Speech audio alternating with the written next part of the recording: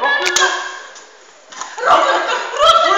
Както само роклята не помниш миналата година какво се случи с роклята? Повезоха ми плодове от незнайни държави, а нашите живачки провалиха всичко. Кройка се узен обрат. Добре, аз съм поръчал най-добрите шибачи от Татко ти да ме разбираш, татко да ме разбираш. И така влязла и кралицата. Какво пак не можеш да се оправиш с детето? Ти искаше дете, наследник.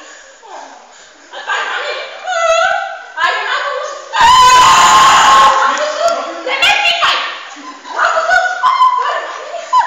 Ти знаеш ли как трудно съм спечелила баща? Знаеш ли колко съм ревала за двореца? За тебе кажа. За басейна на открито. Реването е изкуство.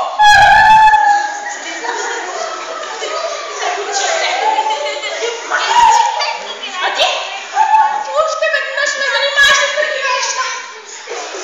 Не мога една маска да си направя. На 49 години съм. Малко яйца, дехтинче, нализа хубава кожа. Умръсна ми. Повече нищо не искам да ме занимаваш. Трябва да се оправям с това. Грижа за бди.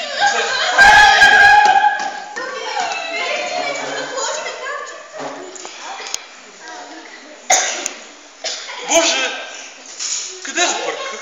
Там лакримоза пропака за първи път. А знаете ли какво? Че не спирала да плаче от тогава. Кмир, да, господари. Напразно царя се опитвал да промени дъщеря си. Нито молбите, нито обещанията успявали да я вразумат. Се опитал да влезе.